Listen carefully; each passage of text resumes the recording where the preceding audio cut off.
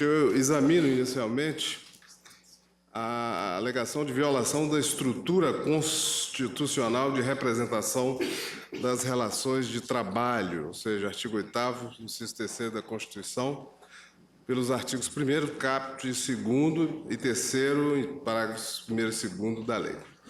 A definição do papel que a Constituição reserva às entidades de representação dos trabalhadores é imprescindível à exata compreensão da capacidade das centrais sindicais para serem sujeitos ativos de tributos. O direito de associação civil é instrumento essencial à garantia da plena eficácia dos princípios democráticos e humanísticos que inspiram a Constituição brasileira. Uma série de dispositivos ressalta a importância dada pela Constituição ao tema, como se vê na proteção conferida à liberdade de associação para fins lícitos e na proibição de ingerência estatal desarrazoada no funcionamento de tais entidades. Como bem observou o juiz da Corte Suprema Americana, John Harlan, o direito à livre manifestação do pensamento está intimamente ligado ao direito de livre associação, pois, diz ele, aspas, a efetividade da defesa institucional de ambos os pontos de vista públicos e privados, especialmente os mais controversos, é inegavelmente melhorada pela associação em grupos, fecha aspas. Não é possível conceber que, em alguns contextos, o direito de manifestação do pensamento somente é viável se reverberado por meio da atuação de grupos organizados. A representação de interesses coletivos no âmbito das relações do trabalho, por seu turno, atende a vicissitudes específicas. O interesse público subjacente justifica rigor e proteção adaptados, de modo a assegurar a efetividade da manifestação de vontade dos trabalhadores. Por exemplo, a presença dos sindicatos na defesa de interesses coletivos ou individuais de categoria de trabalhadores é imanente ao modelo de representação adotado pela Constituição de 1988. Como observa Arnaldo Susekind, embora o texto constitucional tenha assegurado a autonomia sindical, estabeleceu forma peculiar de unicidade e de monopólio de representação de categoria.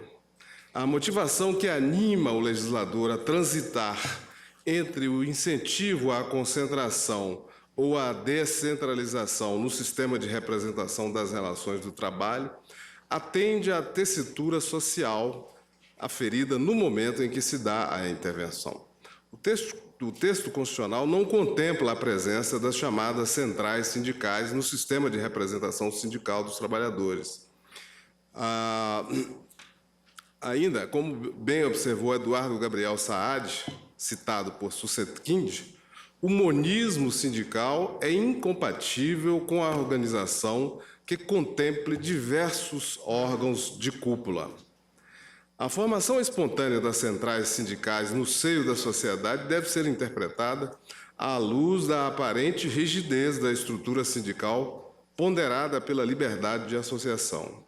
Embora a central não possa substituir quaisquer das entidades de base ou de grau superior na representação sindical dos interesses dos trabalhadores, não há proibição constitucional para que, como entidades civis, participem ancilarmente dos processos de composição das expectativas de trabalhadores e de empregadores. Se preservada a autonomia e a competência da entidade sindical, a presença da central em negociações de interesse das categorias profissionais não violará o artigo 8º da Constituição. Assim, eu interpreto o caput do artigo 1º e o respectivo inciso 2º, bem como o artigo 3º da Lei 11.648, de modo a fixar que, aspas, a representação geral dos trabalhadores e a participação nas negociações em fóruns, colegiados de órgãos públicos e demais espaços de diálogo social que possuam composição tripartite, nos quais estejam em discussão assuntos de interesse geral dos trabalhadores, não prejudicam a competência outorgada pela Constituição às entidades sindicais de base ou de grau superior, ou seja, os sindicatos, as federações e as confederações. Em outras palavras, as entidades sindicais não podem ser substituídas pelas centrais. Aproveito o ensejo para citar, mais uma vez, texto de Arnaldo Susequinde sobre as centrais sindicais. Diz ele: é inquestionável, em face do exposto, que elas, as centrais sindicais, não integram o pré-falado sistema, não possuindo, portanto, natureza sindical. Basta ter-se em conta que existem 5, 2 CGT, Central Geral dos Trabalhadores, a CUT, Central Única dos Trabalhadores, Força Sindical e o USI, União Sindical Independente. E a Constituição impõe o monismo sindical em qualquer grau. Aludindo a este inciso, escreveu Eduardo Gabriel Saad: semelhante dispositivo constitucional não deixa espaço para que as centrais sindicais se organizem legitimamente. Numa palavra, é inadmissível que haja pluralismo na cúpula sindical e unitarismo nos planos inferiores. A posição das centrais sindicais de trabalhadores no cenário sindical brasileiro é, no mínimo, extravagante, diz Susequinde. Elas não integram o sistema confederativo previsto na Constituição e na CLT, o qual se esteia no princípio da unicidade de representação em todos os níveis. São, por conseguinte, associações civis de que tratam os incisos 17 e 21 do artigo 5º da Carta Magna. Entretanto, quase todas as entidades sindicais, a maioria dos sindicatos, muitas federações e algumas confederações estão filiados a uma das 5 centrais e seguem as suas diretrizes, como bem foi frisado aqui da tribuna. E, de fato, elas comandam o movimento sindical. Eis um paradoxo que resulta do artigo 8º da Constituição, cuja alteração se impõe para adequar-se à realidade sindical brasileira. Passo ao exame dos artigos 689 caput, inciso 2º, letra B, e parágrafos 1º e 2º, e 593 da CLT. A exação chamada imposto sindical é um tributo da espécie contribuição social de interesse de categoria profissional ou econômica. Trata-se, com mais rigor, da contribuição anual compulsória que, juntamente com a contribuição estatutária e da contribuição confederativa, representa uma das fontes de custeio das entidades que compõem o sistema sindical. A submissão da contribuição à legalidade e ao monopólio estatal funciona como garantia fundamental do contribuinte, pois nela se manifesta a reserva de representação popular para autorização de receitas e dispêndios, ou seja, no taxation without representation. Separação do patrimônio do Estado do particular. Não há como dissociar a tributação da soberania estatal na concepção contemporânea. Assim, em nosso sistema, entidades particulares não podem instituir tributos. A doutrina é uníssona, desde Baleeiro até Roque Carrasa, passando por Paulo Barros de Carvalho, em subscrever a indelegabilidade da competência tributária. Também não são titulares de qualquer espécie de direito adquirido ao domínio de recursos públicos. Somente os entes federados são dotados de competência tributária, isto é, da aptidão para inovar a ordem jurídica e criar tributos, desenhando as respectivas matrizes. Isso não quer dizer que entidades privadas e paraestatais não possam ser sujeitos ativos das relações jurídico-tributárias, isto é, serem titulares do crédito tributário. Sempre que o sujeito ativo não for ente tributante competente para instituir o tributo, dá-se o fenômeno da parafiscalidade. Por um imperativo de política social, a Constituição permite que o sistema tributário também atenda às entidades que desempenham relevantes funções em prol do interesse público. Como bem lembrava Alfredo Augusto Becker, a parafiscalidade também se justifica pelas características técnicas de algumas atividades públicas, que exigem autonomia administrativa e financeira própria das entidades da administração indireta.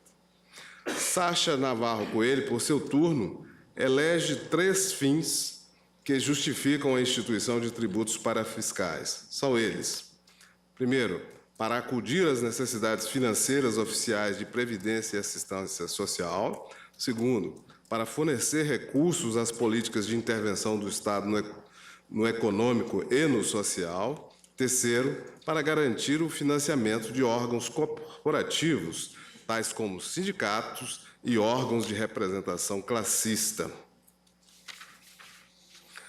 São exemplos de tributos parafiscais as contribuições destinadas aos órgãos de controle profissional, tais como o Conselho de Medicina, Arquitetura, Engenharia, Farmácia, Contabilidade. Também são tributos parafiscais a contribuição ao INCRA, a taxa de controle, fiscalização ambiental, etc. A parafiscalidade pressupõe estreita ligação entre a forma de organização da entidade privada ou paraestatal e a finalidade pública percebida. Fundamenta a destinação de recursos públicos, por exemplo, a intensidade da atividade pública desenvolvida. Ademais, como elemento imanente do Estado de Direito republicano, todas as pessoas que recebam dinheiro público respondem pelo uso adequado e a destinação dada aos recursos, sem prejuízo de sua insubmissão, em alguns casos, à ingerência estatal. A contribuição anual compulsória, o chamado imposto sindical, foi instituída para auxiliar o custeio das entidades que compõem o sistema de representação sindical, pois tem por amparo o interesse das categorias profissionais e econômicas na manutenção da estrutura que permite a sua representação eficiente no campo das relações do trabalho. Tal representação é qualificada, vale dizer, não se refere à defesa ampla dos interesses do trabalhador. Refere-se, sim, à representação normativa obrigatória, Constituição, artigos 8º, incisos 3º e 4º. Como visto, as centrais sindicais não fazem parte da estrutura sindical, não obstante a sua importância como agentes nas negociações de interesses dos trabalhadores. Também não podem substituir as entidades sindicais nas hipóteses em que a Constituição ou a lei obrigam ou permitem o envolvimento de tais entes na salvaguarda dos interesses dos trabalhadores. Assim, não há forte nexo de pertinência entre as atividades desenvolvidas pelas centrais e o papel que somente pode ser desempenhado pelos sindicatos ou pelas federações e confederações nas negociações trabalhistas. Em síntese, as centrais sindicais não podem ser sujeitos ativos ou destinatários da receita arrecadada com tributo destinado a custear atividades nas quais as entidades sindicais não podem ser substituídas. Observo por oportuno que não se discute nessa ação direta se as centrais podem, pura e simplesmente, ser sujeitos ativos ou destinatárias de produto arrecadado com tributos. Examina-se tão somente, no ponto, se as centrais podem ser sujeitos ativos ou destinatários de arrecadação de tributo destinado especificamente a custear entidades pertencentes ao sistema sindical. Ante o exposto, eu conheço desta ação direta e a julgo parcialmente procedente para interpretar o caput do artigo 1º e o respectivo inciso 2º da lei, de modo a fixar que a representação geral dos trabalhadores e a participação nas negociações em fóruns, colegiados de órgãos públicos e demais espaços de diálogo social que possuam composição tripartite, nos quais estejam em discussão assuntos de interesse geral dos trabalhadores, não pode prejudicar, pela substituição, a competência otorgada pela Constituição às entidades sindicais de base ou de grau superior. os sindicatos, federações e confederações.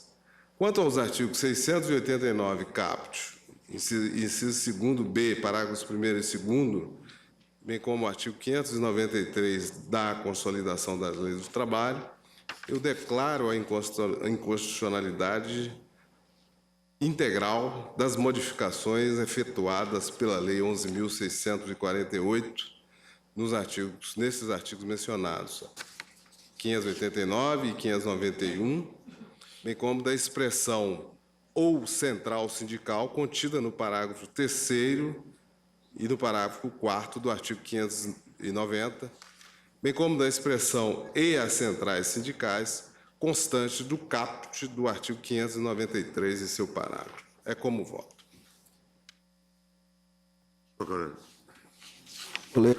Permitirem que veicule algumas ideias sobre o tema, eu farei. Presidente, a Constituição de 1988, ela não consagrou o princípio da unicidade sindical. E a demonstração inequívoca do que assento em primeiro lugar está no inciso 1 do artigo 8º, no que esse artigo revela que é livre a associação profissional ou sindical, observado o seguinte: a lei não poderá exigir, e aí seria o inciso 2 e não o inciso 1, o preceito a demonstrar que a unicidade não é algo inafastável. É vedada a criação de mais de uma organização sindical, em qualquer grau, representativa de categoria profissional ou econômica, na mesma base territorial. Aqui está o princípio que norteia a pirâmide sindical. E, evidentemente, todos concordamos que nessa pirâmide nós não temos as centrais sindicais. Nós temos na base os sindicatos, na posição intermediária as federações e no cume da pirâmide as confederações. Indaga-se no artigo 8º, que versa não só o sistema sindical, como também o sistema associativo, porque na cabeça do artigo há referência à associação sindical ou profissional. Indaga-se, nós estamos a discutir nesta ADIM a inserção pelo legislador ordinário de entidade no sistema sindical? A resposta é desenganadamente negativa. Vem a questão da representação em si das centrais sindicais. E aí nós não podemos olvidar a realidade. A representação, ela é efetiva. Basta que consideremos, por exemplo, que a Central Geral de Trabalhadores do Brasil tem e congrega 253 sindicatos. A Central dos Trabalhadores do Brasil, 307 sindicatos. A Central Única dos Trabalhadores, a CUT, 1.670 sindicatos. A Força Sindical, 1.077. A Nova Central Sindical de Trabalhadores, 660. A União Geral dos Trabalhadores, 558. É garantia constitucional do rol principal da Carta da República, a liberdade de associação. E aí, se procedermos à interpretação sistemática de preceitos da Carta, nós vamos ver que o Constituinte não vinculou a participação de trabalhadores e empregadores em colegiados de órgãos públicos, a integração em si, quer como sindicalizados, quer como associados de sindicatos, a sindicatos.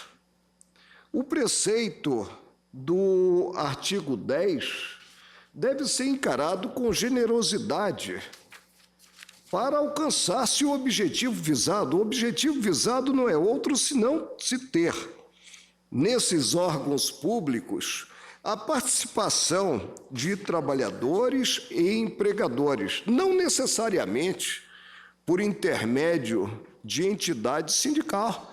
Eles podem participar das mais diversas formas, desde que essa participação seja efetiva. Presidente, não me impressiona a nomenclatura do tributo que estamos aqui a discutir, muito criticado, o denominado imposto, ou como queiram, contribuição sindical. O fato de ter essa nomenclatura não direciona a que o que é arrecadado fique no âmbito das entidades sindicais. O dado histórico revela a participação da própria União no que é arrecadado. Antes da lei atacada nesta DIN por um partido político, e creio que as centrais não se atreveram a pretender uma participação no fundo partidário, se nós verificarmos a lei, nós vamos ver que ela repete uma destinação dos valores arrecadados, considerada a conta especial emprego e salário. O que nós verificamos é que houve uma opção que para mim não conflita com a Carta da República, uma opção normativa política, destinando parte da arrecadação. A arrecadação se faz sob o ângulo, mas se tem o grande todo que é distribuído segundo os ditames da CLT e segundo os ditames da CLT, considerada essa Lei 11.648, quando, ante a representatividade das centrais, se destinou a essas centrais, e a aglutinação é indispensável a ter-se a prevalência de direitos, a reivindicação de direitos, se destinou a essas sindicais uma percentagem. Se estivesse aqui a discutir a inserção, repito, no sistema sindical, por lei ordinária, sistema sindical que tem balizas constitucionais, das centrais sindicais, não teria a menor dúvida em concluir pela inconstitucionalidade da lei. Mas a discussão não se faz nesse campo.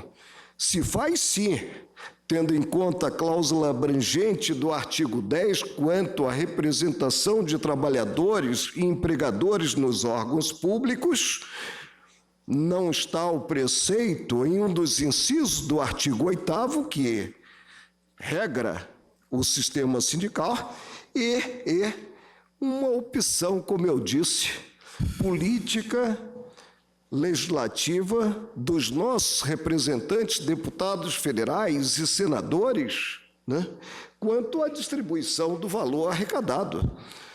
Valor arrecadado necessariamente, a menos que potencializemos a mais não poder a nomenclatura da parcela, o valor arrecadado, ele não está jungido em si, né, ao sistema sindical. Tanto não está jungido ao sistema sindical que sempre tivemos uma parte substancial, bem superior, inclusive, a destinada às centrais, né, direcionada à conta especial emprego e salário.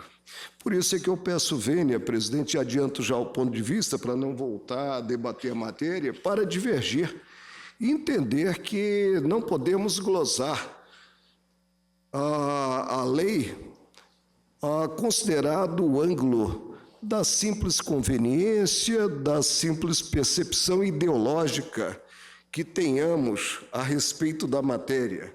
O que se questiona aqui, o que se aponta, é um conflito que não vislumbro dessa lei, repito, opção política legislativa válida com a Constituição Federal. Eu peço vênia para julgar improcedente o pedido formulado na inicial desta dia. Ministra Carmen Lúcia. Senhor presidente, eu também vou pedir vênia ao eminente relator no seu brilhante voto, muito bem fundamentado, na primeira parte, claro, acompanhando, quanto aos artigos 1º e 3º, porém, no que concerne especificamente aos artigos que modificaram os 589, 593 da Consolidação das Leis do Trabalho, eu acompanho as inteiras, a divergência agora iniciada pelo ministro Marco Aurélio, não vejo nenhuma incompatibilidade, tal como bem posto pelo nobre ministro, exatamente porque se baseia no artigo 10, que é o que se tem em foco, e não vejo incompatibilidade também com o artigo 149 da Constituição, razão pela qual, não vislumbrando qualquer mácula, eu vou acompanhar a divergência iniciada pelo nobre ministro Marco Aurélio, com as vênias evidentes do relator. Gigal Lewandowski.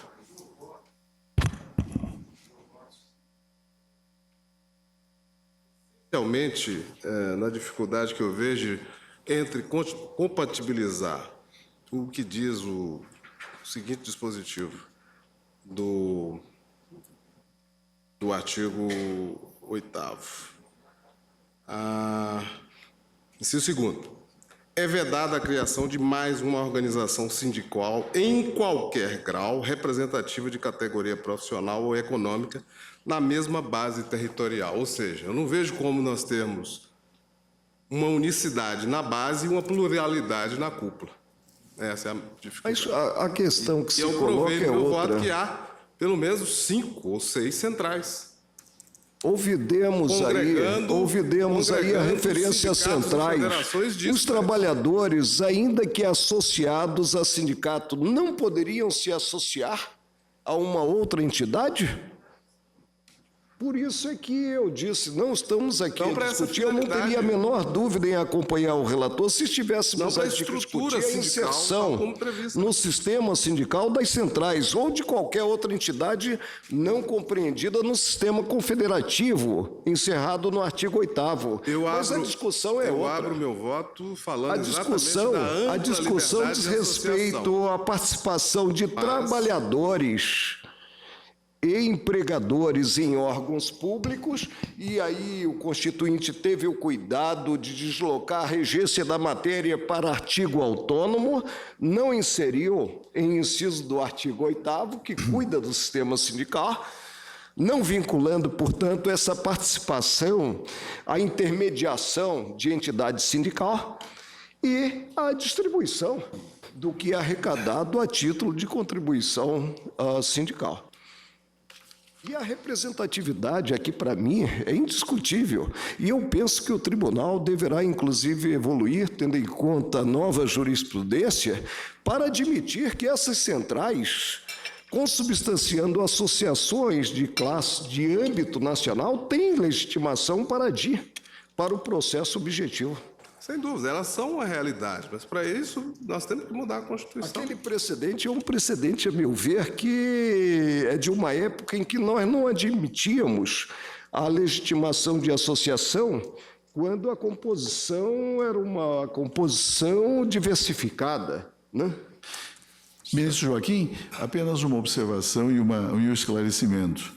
Vossa Excelência, pelo que eu senti, entende que as centrais sindicais revelam-se entidades estranhas, marginais ao modelo confederativo plasmado na Constituição. Na Constituição. Mas reconheço a elas. Mas reconhece a possibilidade de, pelo exercício concreto da liberdade de associação, serem as centrais sindicais instituídas.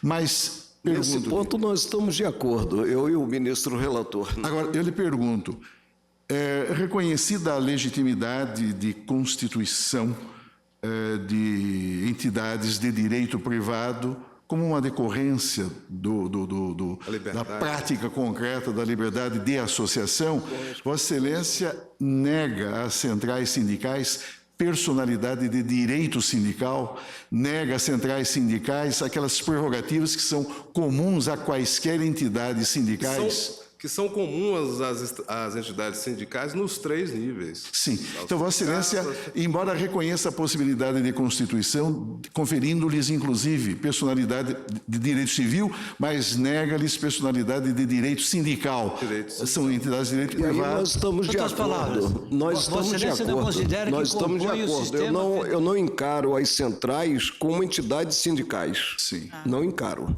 Agora, nós estamos aqui a discutir algo diverso, que é, no caso, a participação de trabalhadores e empregadores em órgãos públicos, e o preceito do artigo 10 não vincula a intermediação por sindicato, federação ou confederação, e a distribuição do que é arrecadado a título de contribuição sindical. Eu tenho pensado que...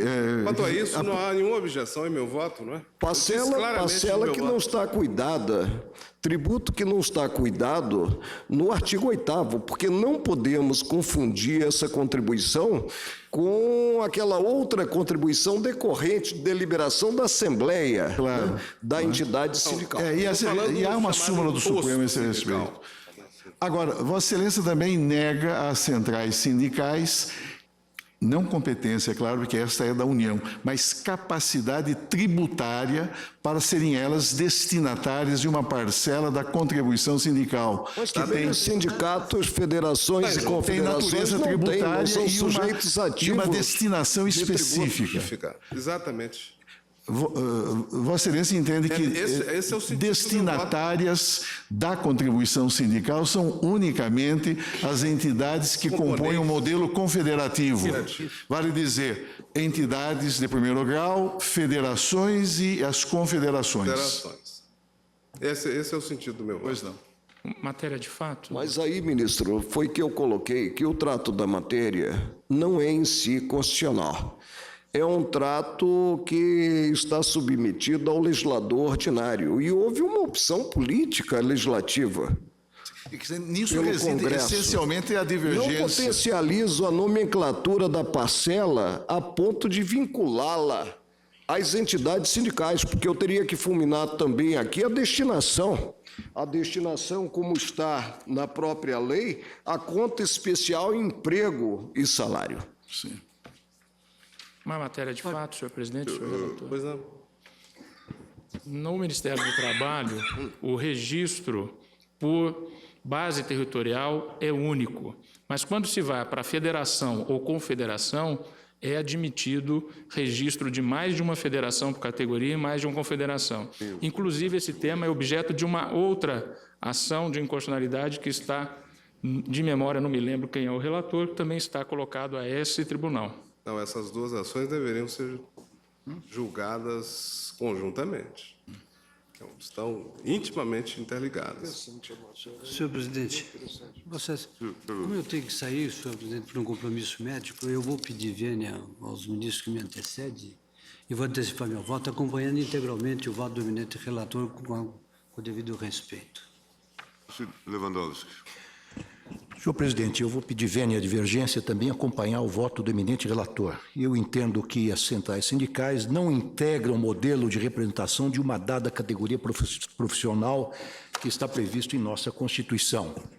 Eu entendo, contrariamente, com todo respeito, e que entendem outros colegas, que entre nós vigora o princípio da unicidade sindical, que foi adotado pelo artigo 8º, inciso 2º da nossa Carta Magna, e que se estrutura verticalmente, entidade de primeiro, segundo e terceiro grau, que são os sindicatos, as federações e as confederações. E essa unicidade, ou esse sistema monista, garante exatamente o monopólio da representação dos empregados por um sindicato apenas numa dada unidade ou numa dada base territorial. O modelo adotado pelo Constituinte é o modelo confederativo data vênia, que encontra expressa referência no artigo 8º, inciso 4º da nossa Constituição, e encontra uma outra referência no artigo 103, inciso 10º da Constituição, que define os legitimados para ingressar com ação direta de inconstitucionalidade e ação declaratória de constitucionalidade. Repete novamente essa expressão confederação sindical. Eu agrego mais um argumento, modestamente, que também já foi trazido pelo eminente ministro Joaquim Barbosa, que a contribuição ou imposto sindical, que está previsto no artigo 149 da Constituição, destina-se especificamente a determinada categoria profissional ou econômica. E o próprio nome já diz imposto ou contribuição sindical, destina-se a uma entidade que integra a estrutura sindical. E a própria Lei 11.648 estabelece que a central sindical constitui uma entidade de representação geral dos trabalhadores, organizada em âmbito nacional. E, portanto, eu entendo que não pode lhe ser destinada uma exação que se destina, que se volta especificamente a uma determinada categoria profissional ou econômica, que não é o caso agora sob análise. Então, senhor presidente, eu acompanho o eminente relator às completas, como diria o ministro do Direito. Agora, presidente, o entrelaçamento é muito grande, porque se pararmos para perceber, eu tenho um memorial sobre a mesa, quase 5.000 sindicatos estão integrados às centrais. Ministro Eros Grau. Senhor presidente, a matéria não é simples. Aparentemente, há argumentos ponderáveis, tanto no voto do divergente do ministro Marco Aurélio, mas também há argumentos ponderáveis no voto do ministro Joaquim Barbosa. Eu vou pedir vista. Portanto, o eminente relator julgava parcialmente procedente a ação, dando interpretação conforme ao artigo 1º, inciso 2, ministro Joaquim. Dando a interpretação conforme para interpretar o caput do artigo 1º e respectivo inciso 2º da lei, de modo a fixar que a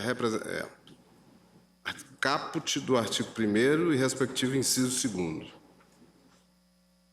E julgava totalmente Porque a proporcional às alterações relativas... nomenclatura do Quanto aos tributo artigos realmente 600, impressiona muito. Se tivéssemos 589. contribuição dos trabalhadores ou contribuição 589. dos empregadores, aí não 589. haveria discussão, não se Caput entenderia e- no âmbito sindical. 589 caput, parágrafo 2º, letra B, parágrafos 1º e 2º, e 593.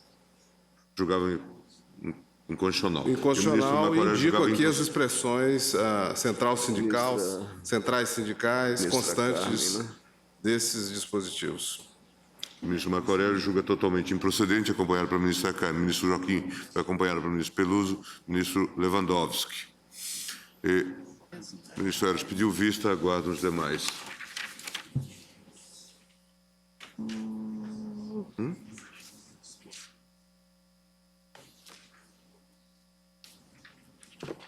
Eu não vou botar. Funcionou, né? Eu tô...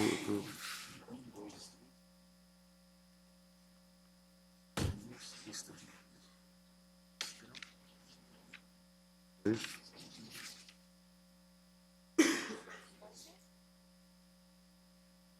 Não.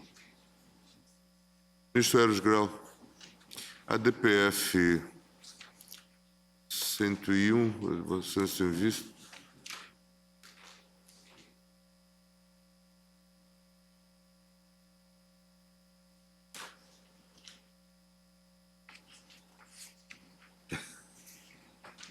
Mas parece que é curso. Já 17h30. A DPF 101, aguente presidente da República, aguente presidente do Supremo, Tribunal Regional do Trabalho, etc.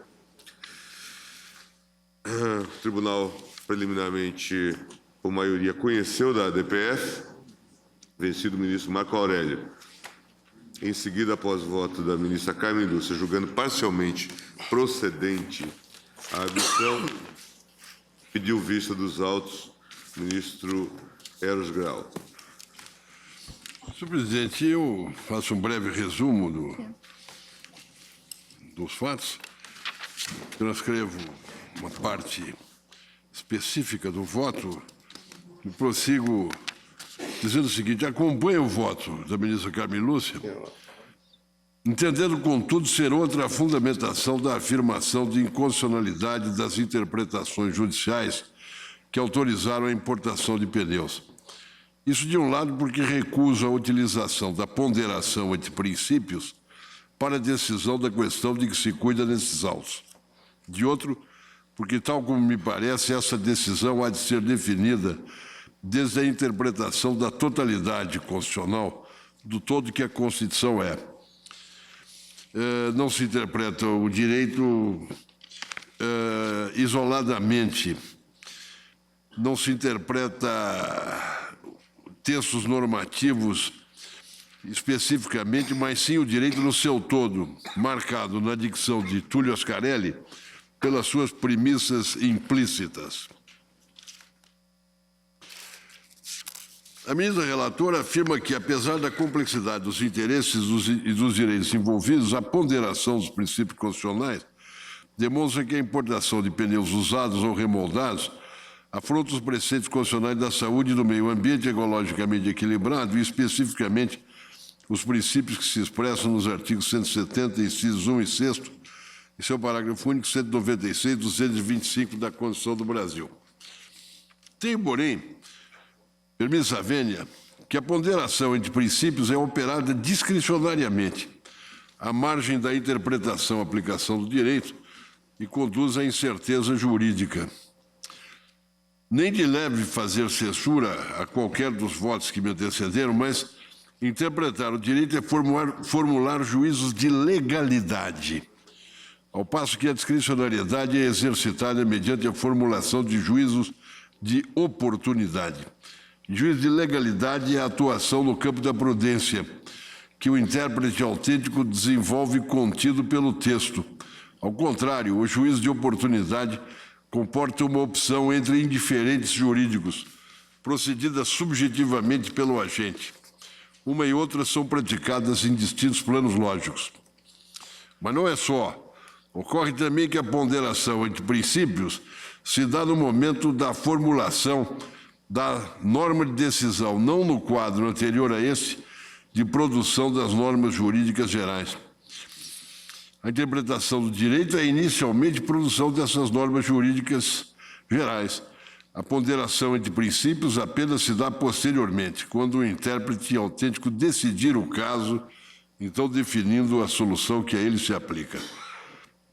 A atribuição de peso menor ou maior a um ou a outro princípio é, então, uma opção entre indiferentes jurídicos, exercício de discricionariedade, escolha subjetiva, estranha formulação anterior de juízo de legalidade.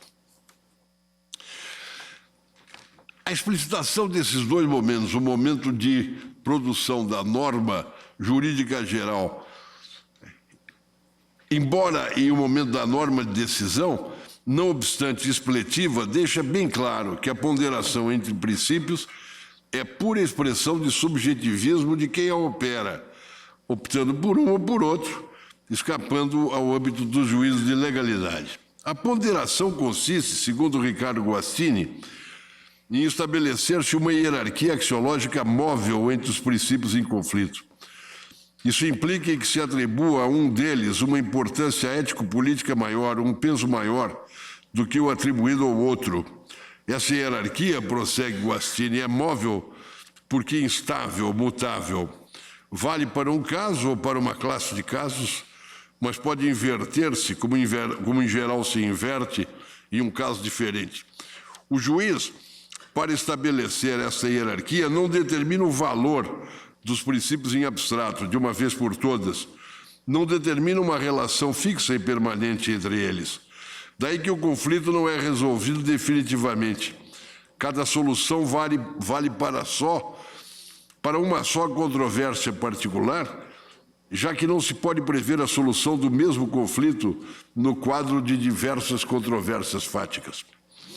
Tem-se de start, senhor presidente, que a ponderação entre princípios implica o exercício pelo juiz de uma dupla discricionariedade. Em um momento inicial, quando ele cria uma hierarquia axiológica entre os princípios de que se trate. Em um momento seguinte, quando o mesmo juiz altera o valor comparativo desses mesmos princípios, à luz de outra controvérsia a resolver. Note-se bem que a ponderação não consiste em atribuir-se significados aos textos dos dois princípios de que se cuide, quer dizer, interpretação desses textos, mas em formular-se um juízo de valor comparativo entre eles, seguido da opção por uma ou outra. Há aqui, digo eu, inicialmente um juízo não de legalidade, no instante seguinte, uma opção subjetiva entre diferentes juízos. Dizer juízo não de legalidade é dizer juízo de valor que exclui a legalidade. Excluindo-a, os juízos de ponderação entre princípios não decorrem da interpretação de textos integrados no âmbito da legalidade, a partir do que se vê inicialmente que a criação de uma hierarquia axiológica entre princípios escapa ao âmbito do jurídico, é subjetiva, após que a opção por um deles é uma escolha entre indiferentes jurídicos procedida, uma vez mais, subjetivamente pelo juiz. Que se trata aí de discricionariedade, isso é dito nas afirmações de que a colisão entre princípios transcorre fora da dimensão da validade, vale dizer, na dimensão do valor, observação de Alexi, e de que o juiz, ao ponderá-los, toma os princípios não como norma jurídica, porém como preferências intersubjetivamente compartilhadas, valores, na dicção de Habermas. Daí que os juízos de ponderação entre princípios de direito extirpam seu caráter de norma jurídica. Pretendo afirmar com isso que princípios de direito não podem, enquanto princípios, ser ponderados entre si. Apenas valores podem ser submetidos a essa operação. Dizendo-o de outro modo, a ponderação entre eles esteriliza o caráter jurídico normativo que os definia como norma jurídica. Curiosamente, os princípios são normas, mas quando em conflito uns com os outros, deixam de sê-lo, funcionando então como valores. A doutrina tropeça em si mesma ao admitir que os princípios, embora sejam normas jurídicas, não são normas jurídicas. Juízes, especialmente os juízes chamados juízes constitucionais, como nós, lançam mão intensamente da técnica da ponderação entre princípios, quando diante do que a doutrina qualifica como conflito entre direitos fundamentais. Como, contudo, não existe no sistema jurídico qualquer regra ou princípio a orientá-los a propósito de qual dos princípios no conflito entre eles deve ser privilegiado, essa técnica é praticada à margem do sistema, subjetivamente, de modo perigoso. A opção por um ou por outro é determinada subjetivamente a partir das pré-compreensões de cada juiz no quadro de determinadas ideologias. Ou adotam conscientemente certa posição jurídico-teórica, ou atuam à mercê dos que detêm o poder e do espírito do seu tempo, inconscientes dos efeitos de suas decisões, e uma espécie de voo cego, na expressão de Ritters. Em ambos os casos, essas escolhas são perigosas. O que há, e eu já me aproximo do fim, já passei da metade do meu voto. O que há em tudo de mais grave é, no entanto, a incerteza jurídica aportada ao sistema pela ponderação entre princípios. É bem verdade que a certeza jurídica é sempre relativa, dado que a interpretação do direito é uma prudência, uma única interpretação correta sendo inviável, a norma sendo produzida pelo intérprete. Mas a vinculação do intérprete ao texto, o que excluiria a discricionariedade judicial, instala no sistema um horizonte de relativa certeza jurídica que nitidamente se esvai quando as opções do juiz entre princípios são praticadas à margem do sistema jurídico. Então, a previsibilidade e a calculabilidade dos comportamentos sociais tornam-se inviáveis e a racionalidade jurídica desaparece. O direito moderno posto pelo Estado é racional porque cada decisão jurídica é a aplicação de uma proposição abstrata, munida de generalidade, a uma situação de fato concreta, em coerência com determinadas regras legais. Eis o que define a racionalidade do direito. As decisões deixam de ser arbitrárias e aleatórias, tornam-se previsíveis. Racionalidade jurídica é isso. O direito moderno permite a instalação de um horizonte de previsibilidade e calculabilidade em relação aos comportamentos humanos, sobretudo aqueles que se dão nos mercados. Pois é precisamente essa racionalidade que perece sempre que juízes operam a ponderação entre princípios. Daí a aguda observação de Habermas. Enquanto uma corte constitucional adotar a teoria da ordem dos valores e nela fundamentar a sua praxis decisória, o perigo de juízos irracionais aumenta porque os argumentos funcionalistas ganham prevalência sobre os normativos. Impossível, a essa altura, não recorrer a um texto de Carl Schmitt, A Tirania dos Valores, no qual recolho a seguinte indagação: quem estabelece os valores? Ora, os valores não existem apenas enquanto dotados de validez. Valem para algo ou para alguém.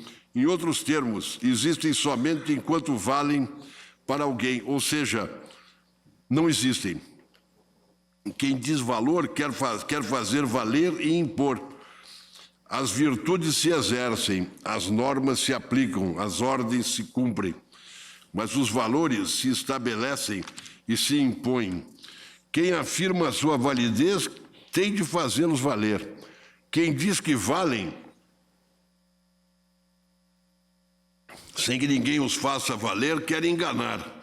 Se algo tem valor e quanto, se algo é valor e em que grau, apenas se pode determinar isoladamente, desde um ponto de vista pressuposto ou de um critério particular. E adiante, Schmitt cita Nicolai Hartmann para observar que os valores sempre valem para alguém, aparecendo desgraçadamente o reverso fatal.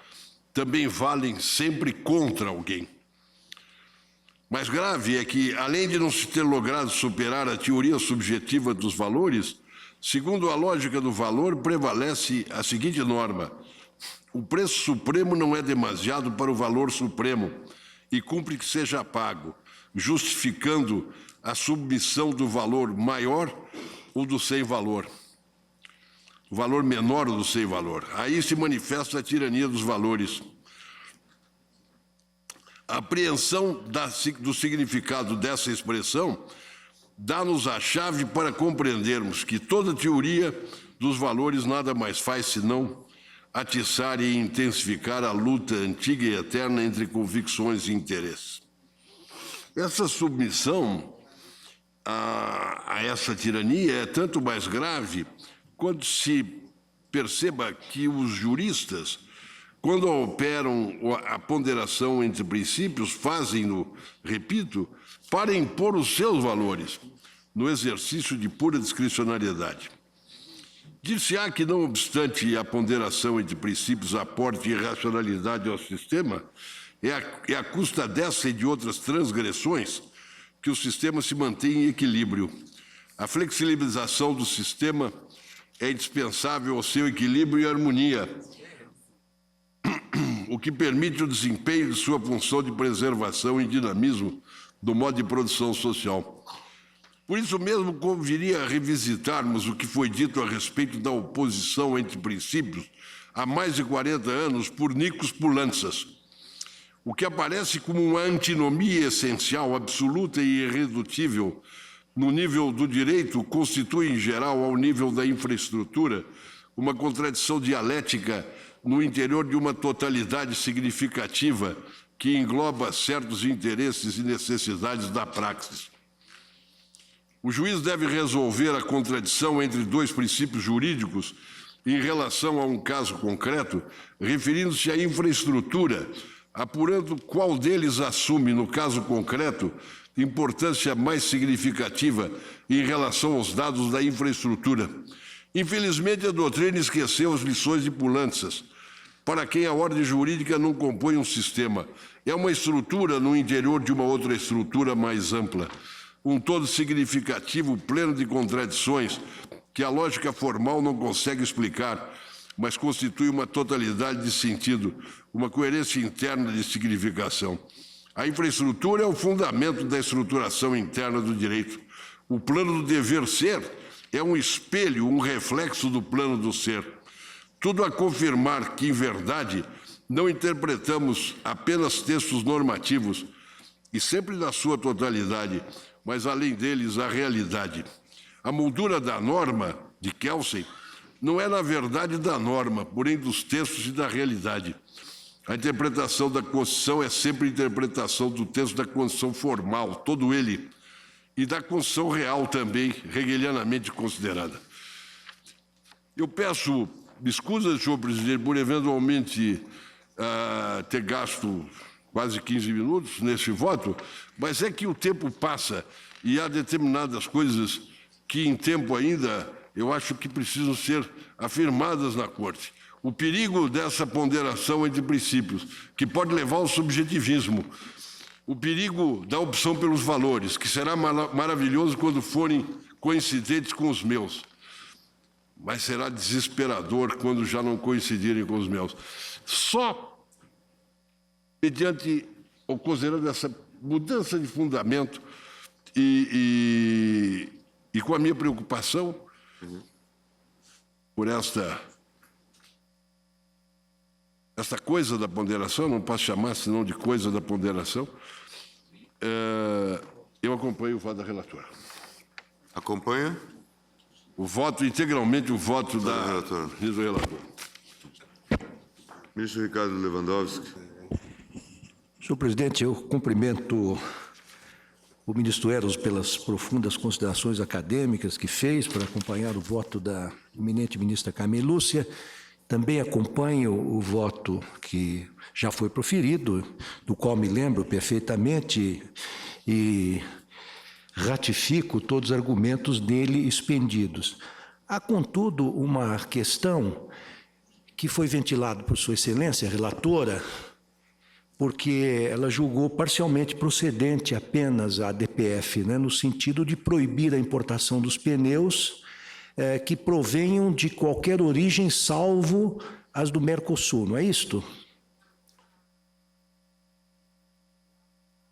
Senhor ministro, porque o pedido incluía as decisões já com trânsito em julgado, inclusive com desfazimento de situações bem, então, claro, que já foram, já se integraram. Então, apenas por isso, a procedência parcial era no sentido de declarar válidas as normas proibitivas, não foi objeto no da B, DPF. declarar inconstitucionais com efeitos extuncs as interpretações incluídas, as judicialmente acolhidas, que afastavam a aplicação daquelas normas, excluindo desta incidência, e por isso a procedência era parcial, os efeitos pretéritos das decisões com trânsito em julgado no que já é exaurido em seu objeto, de tal maneira... Já executado.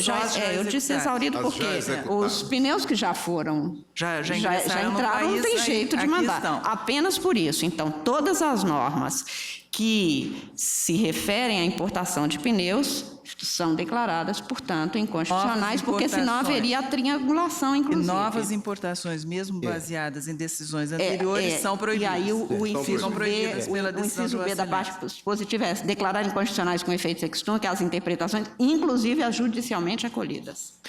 Mas, ministra, eu estou bem satisfeito com a explicação de Vossa Excelência com relação à conclusão do voto, mas eu vejo aqui que no terceiro parágrafo do também bem elaborado relatório que Vossa Excelência apresentou aos colegas, há uma questão que foi levantada na inicial relativa à incongruência de decisões judiciais que, de um lado, proibiriam a importação da Comunidade Europeia e, de outro, autorizariam aqueles pneus recapeados, ou, enfim, a serem recapeados, oriundos do Mercosul. Esse foi o objeto e a referência na petição inicial, e que eu reproduzi no relatório, senhor ministro, refere-se ao que constou do painel na OMC, que se discutia exatamente isso, porque o Brasil estava a impedir a importação, mas que ainda havia algumas dessas portarias, e por isso essas portarias todas é que foram objeto por parte da União, que é a autora da DPF, exatamente desta possibilidade que se abriu, porque, como eu relatei, o Brasil perdeu no Mercosul a demanda que tinha sido ventilada pelo Uruguai e foi obrigada obrigado, então, a expedir a portaria permitindo, como nós estamos declarando inconstitucionais todas as formas de importação, esta portaria a que eu me referi, que foi, como eu disse, expedida como orientação decorrente da solução dada no espaço do Mercosul. Exatamente. Então, com isso... Também com isso fica excluída também essa hipótese. Fica excluída, exatamente. Também a minha preocupação era a possibilidade de haver um bypass a triangulação via que a país do gente Mercosul. dizia, quer dizer, nós proibimos aqui, mas eles entram pelo Paraguai ou pelo Uruguai e poderiam entrar aqui. O que foi pedido exatamente foi que a gente declarasse inconstitucional, e foi isso que eu fiz. A única coisa é que se pede que, inclusive, aquelas decisões com trânsito e julgados sejam desfeitas. Eu disse, na medida do possível, o que já foi cumprido, foi cumprido. Pois não. Então, estou satisfeito com as explicações, acompanho integralmente a relatora. Também eu acompanho a relatora, sobretudo após esses esclarecimentos, e, portanto, eu requeiro a juntada de votos escritos que eu tenho na matéria. Carlos Brito. Presidente, esse tema é relevantíssimo, sem nenhuma dúvida. Eu tenho algumas notas soltas, mas sempre na linha do voto da eminente relatora e pelos ministros que seguiram Sua Excelência. Os pneus de veículos automotores, eles, por definição, são um artefato, não é? Uma substância antiecológica. Sem nenhuma dúvida, eles podem ser considerados um número certo, um algarismo certo na coluna do déficit ambiental. Creio que, quanto a isso, não há nenhuma dúvida. De outra parte, só para lembrar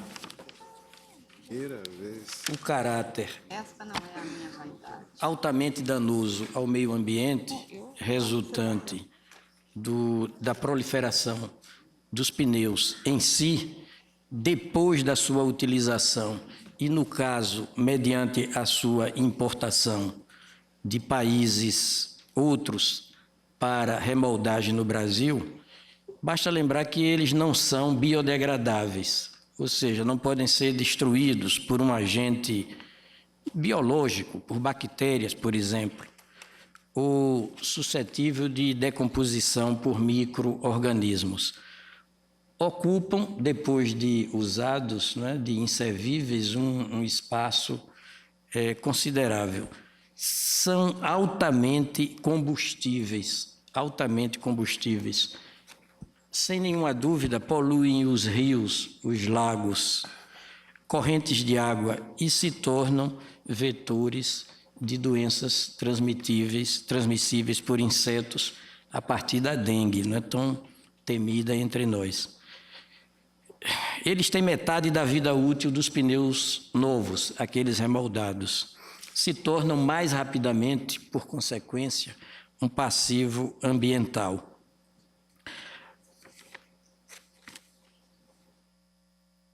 Se tornam depósitos de larvas de insetos nocivos à saúde pública, já assinalei. E se eles aqui, não é, para nós, eles significam importação de um bem passível de reciclagem industrial, para os países de origem, eles não passam de um lixo ambiental. Um lixo ambiental que se exporta, fazendo do país, aqui do Brasil, uma espécie de quintal do mundo, né? Com graves danos a bens jurídicos a partir da saúde que a Constituição brasileira qualifica como de primeira grandeza. Digo um pouco mais, senhor presidente. A Constituição brasileira, que abriu um capítulo próprio para o meio ambiente, não é constituída de palavras ocas, não é de palavras vazias. A proteção do meio ambiente como bem de uso comum do povo e direito de todos, a proteção do meio ambiente se inscreve imediatamente num contexto de preservação da saúde pública, de uma vida saudável, daí porque está dito no artigo 225, literalmente, todos têm direito ao meio ambiente ecologicamente equilibrado. Bem de uso comum do povo e essencial à sadia qualidade de vida, ou seja, uma vida caracterizada pela salubridade, né, pela higiene, uma vida saudável. O que é sadio, evidentemente, é o que é bom para a saúde.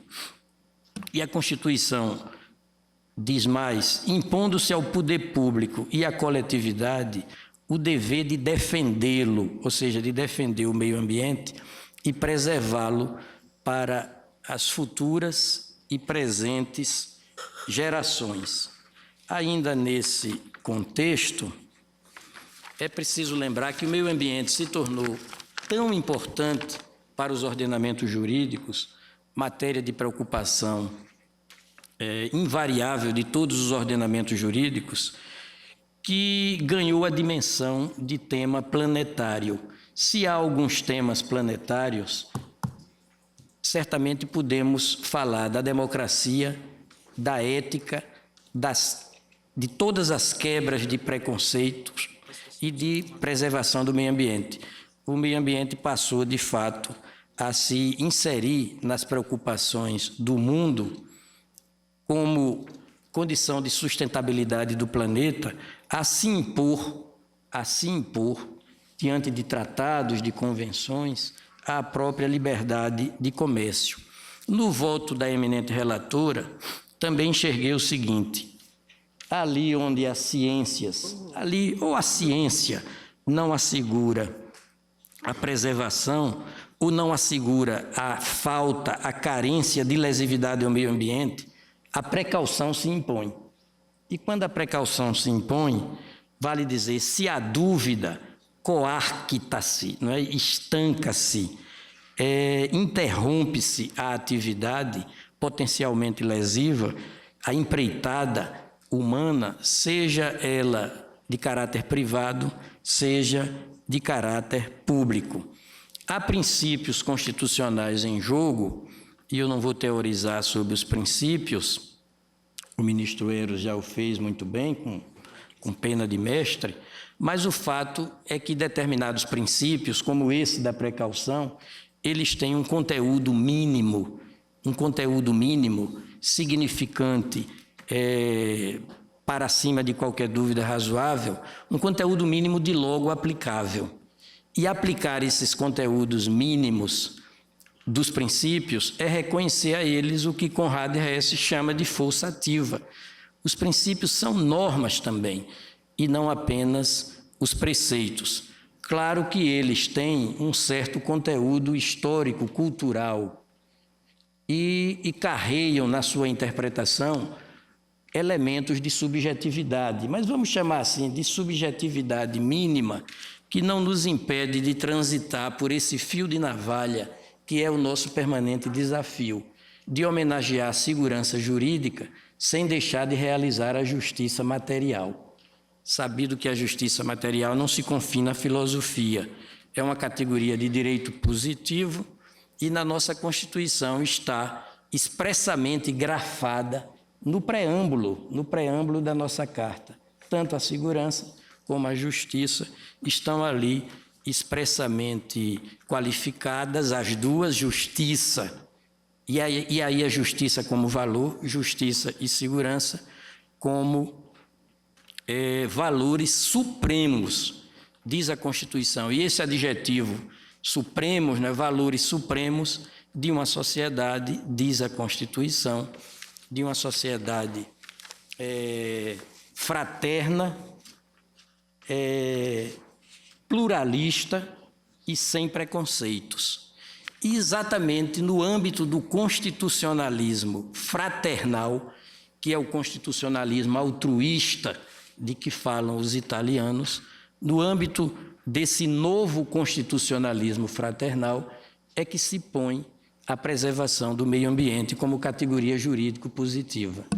Com essas breves palavras, senhor presidente, eu acompanho a eminente relatora apenas para tranquilizar minha consciência, ministra, retomando a inquietação do ministro Lewandowski, Vossa Excelência também está proibindo a importação de pneus provindos do próprio Mercosul. Na verdade, senhor ministro, como eu esclareci ao ministro Lewandowski, como no pedido não está expressamente aquelas normas, o que se tem aqui é que, como a minha conclusão é no sentido da inconstitucionalidade de todas as interpretações aí incluídas, elas estão incluídas. Então, com que Vossa Excelência não derrapou no seu belíssimo voto sobre a importação de pneus. Muito obrigado, senhor presidente. Eu acompanho a eminente relatora.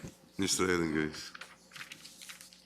Senhor presidente, ainda anteriormente no exercício da presidência, fui relatora de 2 agravos regimentais em suspensão de tutela antecipada, com os números 118 e 171, e requeiro a juntada das razões que, então, fiz sentir ao plenário.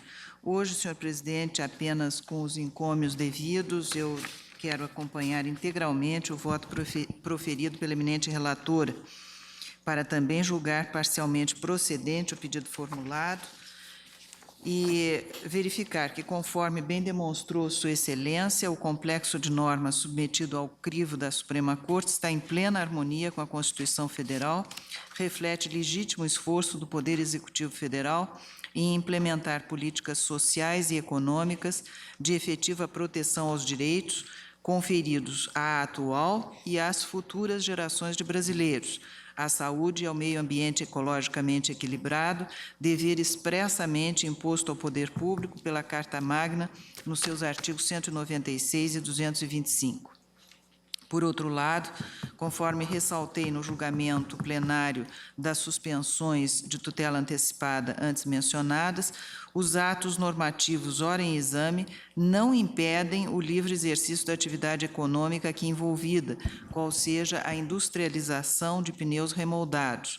Não há dúvida de que esse tipo de empreendimento figura-se como um verdadeiro aliado nos esforços por um adequado reaproveitamento de resíduos extremamente problemáticos no que diz respeito ao seu manejo e à sua destinação. O que não se admite, senhor presidente, é o acolhimento de pretensão que busque a todo custo pôr por terra todo o mecanismo de proteção sanitária, ambiental e econômica vigente no ordenamento jurídico pátrio em nome da possibilidade de obtenção de uma matéria-prima estrangeira economicamente mais vantajosa, porém extremamente prejudicial a alguns dos mais caros interesses nacionais. Não obstante as restritas concessões feitas pelo governo brasileiro no âmbito do Mercosul, a confirmação definitiva nesta Suprema Corte da plena compatibilidade dos atos normativos, ora impugnados, com a Carta Magna, ainda teria o condão de evitar que importantes compromissos internacionais firmados pelo Brasil perante a Organização Mundial do Comércio venham a ser seriamente comprometidos pela temerária proliferação de decisões judiciais liminares prolatadas por diversos órgãos judiciários do país que autorizaram a importação de toneladas de pneus usados, principalmente advindos da Comunidade Europeia, para utilização na indústria local. Por último, senhor presidente, e acho importante fazer esta referência, não me sensibilizam os argumentos trazidos, embora a destempo, como se fossem fatos novos, que buscam afastar as preocupações com o aumento do passivo ambiental no território brasileiro por meio de demonstração de que empresas estrangeiras estariam importando pneus inservíveis do Brasil. A avaliação, senhores ministros, do impacto desse alegado escoamento frente ao descarte anual ocorrido no país de mais de 40 milhões de unidades de pneumáticos deverá ser feita ao devido tempo pelas autoridades administrativas competentes, não pelo Supremo Tribunal Federal ou qualquer outro órgão do Judiciário. Essa atividade de exportação de parcela de pneus inservíveis, embora seja muito bem-vinda, não parece ser remédio instantâneo para o colossal problema sanitário e ambiental hoje enfrentado pelo Brasil e que motivou, na implementação de políticas públicas de defesa a direitos de terceira geração, esculpidos na Constituição Federal, a verdadeira gênese das normas ora contestadas. Por essas razões, senhor presidente, julgo procedente o pedido formulado, com a única ressalva, também fixada pela eminente ministra Carmen Lúcia, de que somente escapariam aos efeitos de uma eventual decisão prolatada neste sentido os provimentos judiciais transitados em julgado, com teor já executado e objeto completamente exaurido, nos quais não estão compreendidas, por óbvio, as decisões que, embora estejam sob o manto da coisa julgada, possuam conteúdo em aberto ou pretendam valer de forma ilimitada para o futuro. É como voto, senhor presidente. Presidente, a maioria está formada. E o Supremo, apreciando essa ação excepcionalíssima, que é a arguição de descumprimento do preceito fundamental, a pressupor a inexistência de remédio jurídico para afastar uma certa lesão a direito ou ameaça de lesão a direito, ele, para alguns, salva a Mãe Terra, proíbe a importação de carcaças de pneus e temos, com isso, preservada o meio ambiente, preservada também a saúde. Para mim, presidente, no campo fático, lê do engano. Lê do engano porque nós teremos, a menos que voltemos à época de cavernas, a roda de madeira, nós teremos, de qualquer forma, a produção de pneus. E a produção de pneus pelas multinacionais no território nacional, afastando até mesmo uma concorrência que, a meu ver, é salutar, no que a recalchutagem acaba por implicar a colocação de produtos no mercado, que são mais acessíveis e são mais acessíveis especialmente aos menos afortunados. Mas, presidente, tenho que, no caso, não cabe concluir, considerada essa importação, essa liberdade de mercado, eu acredito muito na liberdade de mercado, pelo descumprimento de preceito fundamental. E por que não cabe? Porque ainda está em vigor no Brasil um princípio que é muito caro às sociedades que se digam democráticas, que é o princípio da legalidade. Ninguém é obrigado a fazer ou deixar de fazer alguma coisa, senão em virtude de lei. E a jurisprudência reiterada que toda vez que a carta se refere à lei, se refere a diploma no sentido material e formal. Lei emanada do poder legislativo, observando-se até mesmo o princípio da separação de poderes. Presidente, se formos ao capítulo, ao título da ordem econômica e financeira, nós vamos ver que há de ser observado sempre um princípio, o princípio da livre concorrência. E aí, o parágrafo único do artigo 170 preceitua que é assegurado a todos o livre exercício de qualquer atividade econômica, independentemente de autorização de órgãos públicos, salvo nos casos previstos em lei.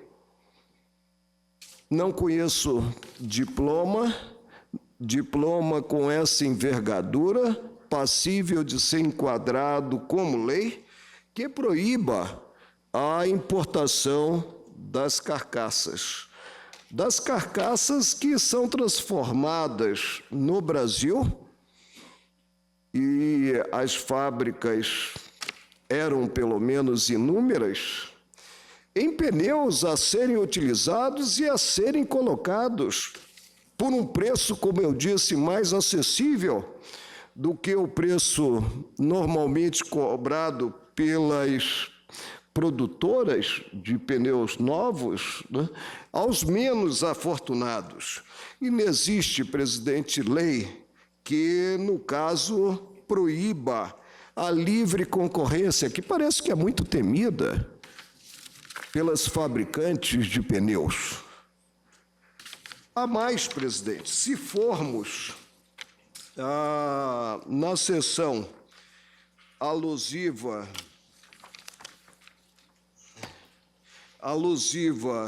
à saúde, nós vamos ver, e vou voltar ao meio ambiente, nós vamos ver que ao Sistema Único de Saúde compete, além de outras atribuições, nos termos da lei.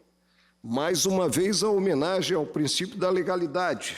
Nos termos da lei, controlar e fiscalizar procedimentos, produtos e substâncias de interesse para a saúde e participar da produção de medicamentos, equipamentos imunobiológicos, hemoderivados e outros insumos.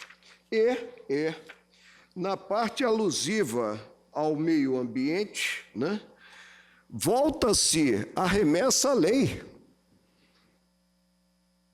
Volta-se a remessa à lei no que são lançados parâmetros objetivando preservar o meio ambiente e salvar, como eu disse, e parece que com o julgamento desta ação estará salva a Mãe Terra. O inciso 4º do artigo 225 preceitua que é possível ao poder público exigir, na forma da lei, para instalação de obra ou atividade potencialmente causadora de significativa degradação do meio ambiente, estudo prévio de impacto ambiental, a que se dará a prioridade.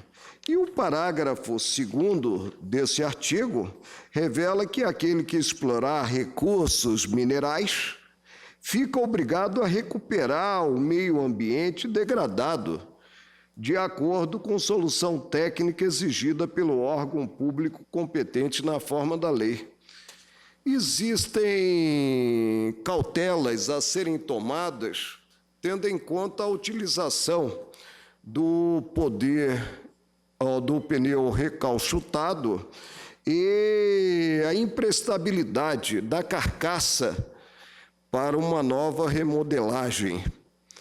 E essas providências cabem aos órgãos fiscalizadores. As próprias empresas têm um programa voltado ao emprego dessas mesmas carcaças inservíveis, inclusive sendo utilizadas para o asfaltamento de vias públicas. O que não posso, presidente, é colocando em segundo plano a livre concorrência consagrada pela Constituição Federal, colocando em segundo plano o princípio da legalidade, dizer que responsável pela transgressão, pela deterioração do meio ambiente é a importação dessas carcaças. Carcaças que não são importadas para que cheguem simplesmente ao lixo, são importadas para se ter uma valia, que é a remodelagem e a colocação de produto concorrendo, repito, com as multinacionais, a colocação de produto no mercado a um preço mais acessível.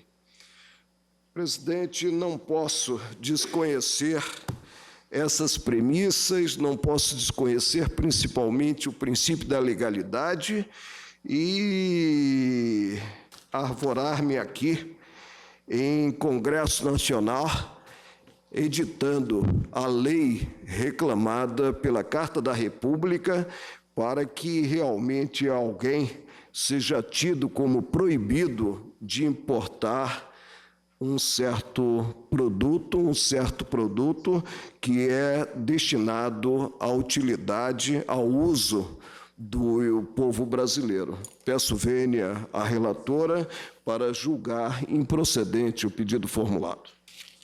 Ministro Celso de Mello. Senhor presidente, eu entendo que o tema é eminentemente constitucional. Tenho para mim que a eminente ministra Carmen Lúcia analisou de maneira adequada a questão muito grave e extremamente delicada suscitada na presente arguição de descumprimento do preceito fundamental. Bem identificou o preceito fundamental que efetivamente tenho por transgredido na espécie.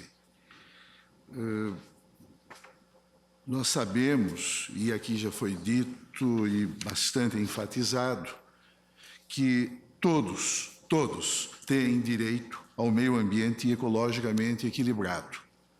Trata-se de um típico direito de terceira geração ou de novíssima dimensão que assiste a todo o gênero humano.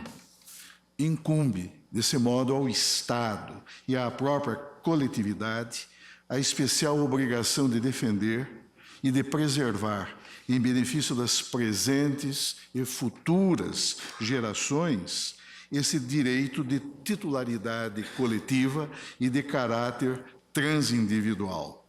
O adimplemento desse encargo, que é irrenunciável, representa a garantia de que não se instaurarão no seio da coletividade os graves conflitos intergeneracionais marcados pelo desrespeito ao dever de solidariedade que a todos se impõe na proteção desse bem essencial de uso comum das pessoas em geral.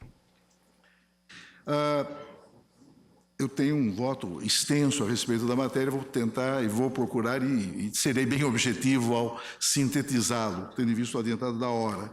Mas eu entendo, senhor presidente,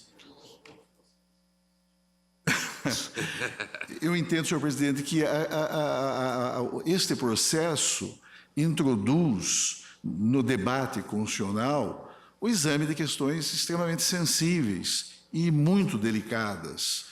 A eminente ministra Carmen Lúcia, em seu precioso voto, destacou uma série de questões importantes e relevantes e pôs em especial e particular destaque o princípio que é constitucional, que é o princípio da precaução.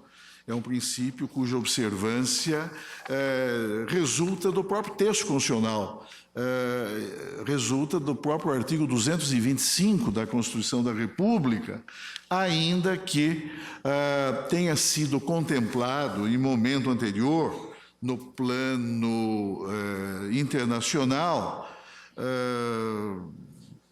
em outros países, na Suécia, na Alemanha, na França, mas é interessante observar que já na Conferência do Rio de Janeiro de 1992, que se realizou sob a égide da Organização das Nações Unidas, foram, na verdade, proclamados na Carta do Rio, na Declaração do Rio, dois princípios importantes que albergam o princípio da precaução, o postulado da precaução. De um lado, o princípio 15, que estabelece que, de modo a proteger o meio ambiente, o princípio da precaução deve ser amplamente observado pelos Estados, de acordo com suas capacidades. Quando houver ameaça de danos sérios ou irreversíveis, a ausência de absoluta certeza científica não deve ser utilizada como razão para postergar medidas eficazes e economicamente viáveis para prevenir a degradação ambiental. E o princípio 17, da mesma Declaração do Rio, de 92.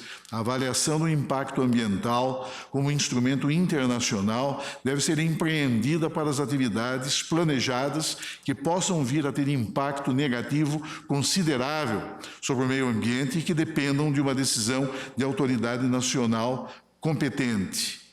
É claro que esses postulados apoiam-se numa política ambiental adequadamente formulada e em cuja formulação concorrem tanto o Congresso Nacional como o Poder Executivo, sempre sob a perspectiva do controle jurisdicional a ser exercido, quer em face de situações concretas, quer no plano meramente abstrato.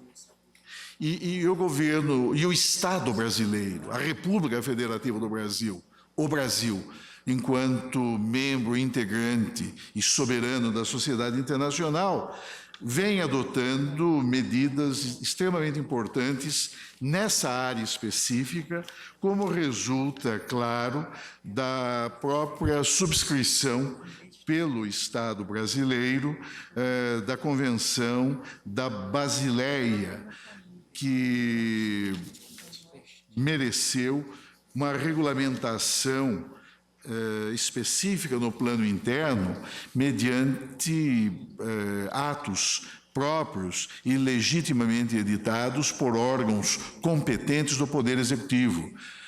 Destaco, em particular, a resolução do Conselho Nacional do Meio Ambiente, CONAMA, que, depois de considerar que a Convenção de Basileia sobre o controle de movimentos transfronteiriços de resíduos perigosos e seus depósitos, afirma que esse movimento transfronteiriço de resíduos perigosos e outros resíduos seja reduzido ao mínimo compatível com a administração ambientalmente saudável e eficaz desses resíduos e que seja efetuado de maneira a proteger a saúde humana e o meio ambiente dos efeitos adversos que possam resultar desse movimento. Considerando que a referida convenção reconhece plenamente que qualquer país que seja parte tem o direito soberano de proibir a entrada ou depósito de resíduos perigosos e outros resíduos estrangeiros em seu território, considerando ainda a decisão 2/12 da segunda reunião das partes da Convenção de Basileia, que proibiu, a partir de 25 de março de 94, a movimentação transfronteiriça de resíduos perigosos para disposição final e proíbe, a partir de 31 de dezembro, e proibiu, a partir de 31 de dezembro de 97, os movimentos transfronteiriços de tais resíduos para operações de reciclagem ou recuperação provenientes de Estados-membros, para Estados não membros da OCDE, Organização para a Cooperação e Desenvolvimento Econômico, editou-se resolução objetivando dar sentido concreto, dar concreção, conferir efetividade a essas responsabilidades que o Estado brasileiro assumiu e vem assumindo no plano internacional. Aqui foi dito e foi salientado pela eminente ministra relatora a situação de conflito que se instaurou entre a União Europeia de um lado e o Estado brasileiro de outro, a partir de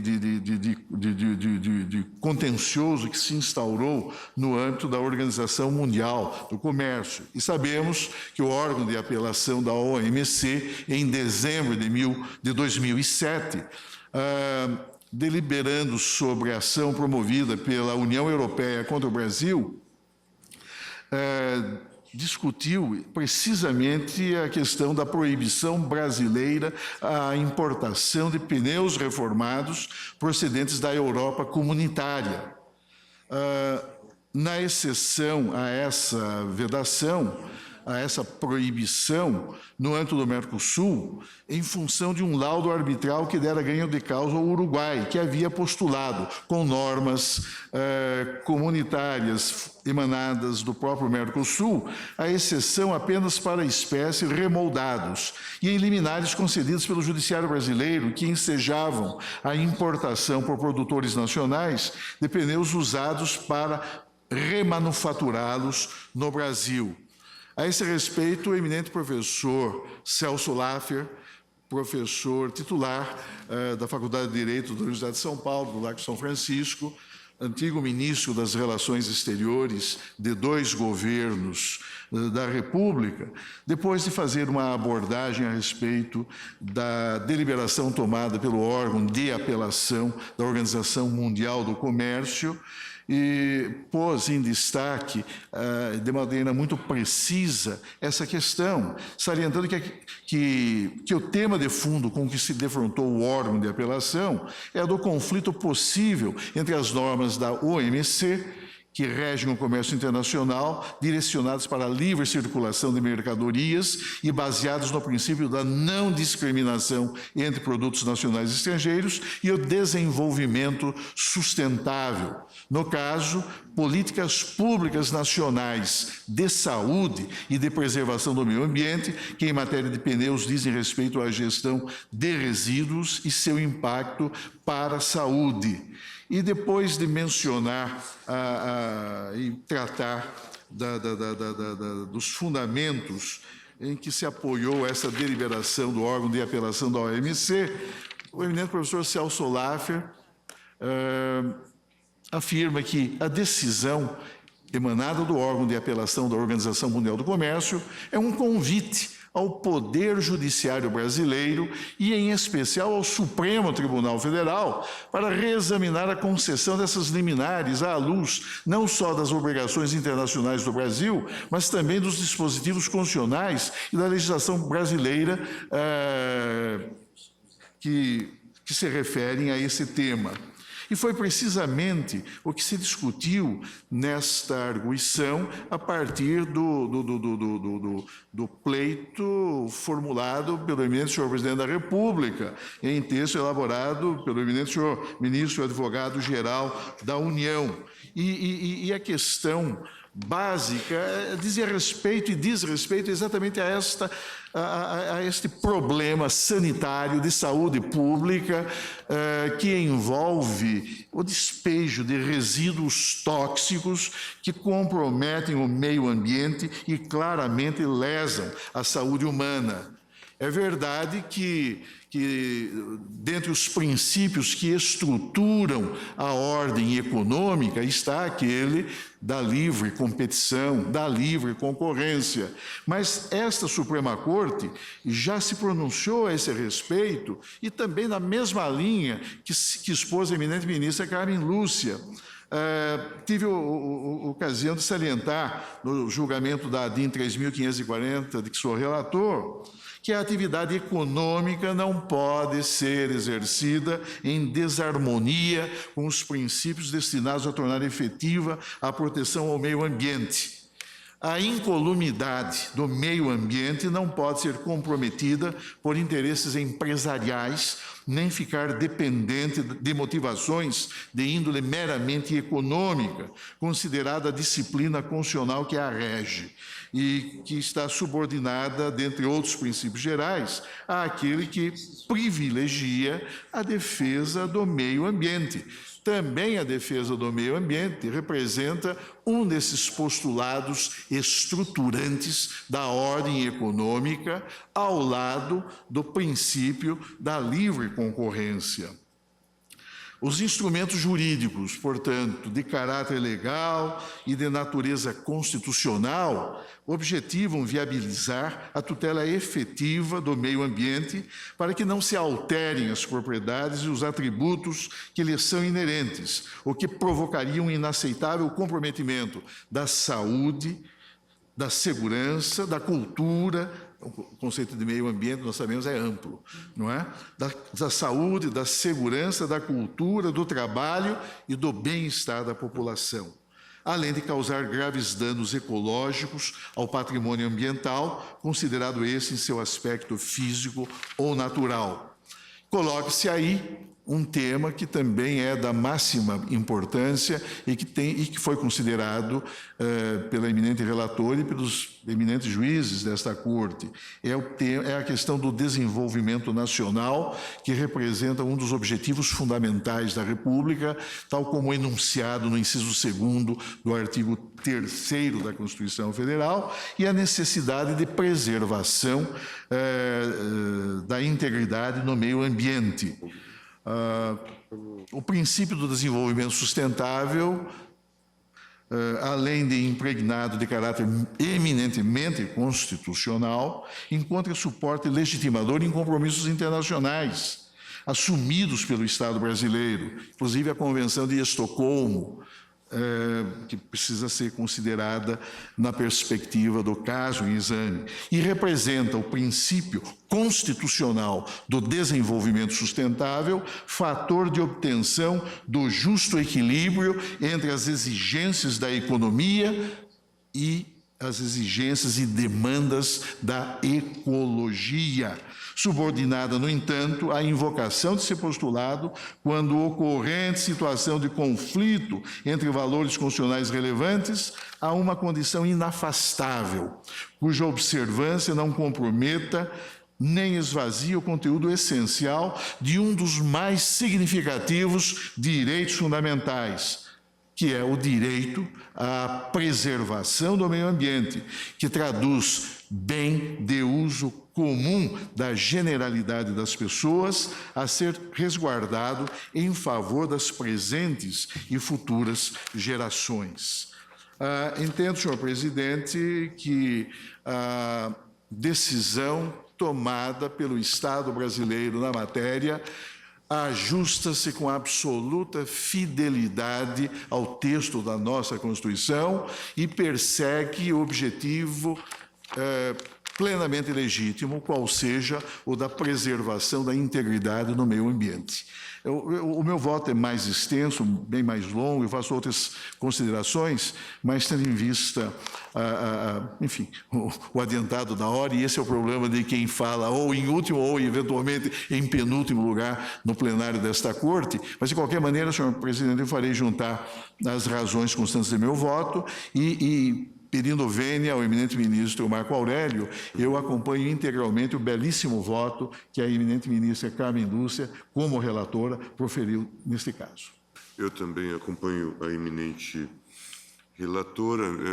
Eu tenho a impressão de que o tema trazido pelo ministro Marco Aurélio é extremamente importante e é a questão ligada à reserva legal. Creio que nós não afastamos essa premissa, até porque a relatora também invocou diretamente a autorização constante de convenção internacional, sim. Né, que, de fato, tem a alçada, pelo menos, de lei ordinária no nosso âmbito. E há também a autorização de leis ordinárias, tal como mencionado. É claro que em algum momento nós podemos discutir a densidade normativa ou não dessas normas, se há excesso ou não de delegação, mas não é o caso aqui e, por isso, entendo também de acompanhar a Sua Excelência julgando parcialmente procedente a DPF. E aí eu gostaria apenas de finalizar ressaltando que, neste caso, nós tivemos uma utilização da DPF que transcende um pouco a utilização convencional. A DPF, que é um instituto da predileção do ministro Eros Grau e que vem sendo construído na jurisprudência do Supremo Tribunal Federal. Aqui nós tivemos, em parte, a utilização da DPF também no contexto da fixação da interpretação da Constituição, tendo em vista as controvérsias judiciais e constitucionais postas, controvérsias que não se encerraram. Tanto é que a relatora fez questão de ressalvar a não aplicação desta orientação em relação às decisões já trânsitas em julgado. Proclama o resultado, portanto, julgou-se parcialmente procedente a DPF, nos termos do voto da relatora, vencido o ministro Marco Aurélio, que a julgava improcedente. Está encerrada a sessão.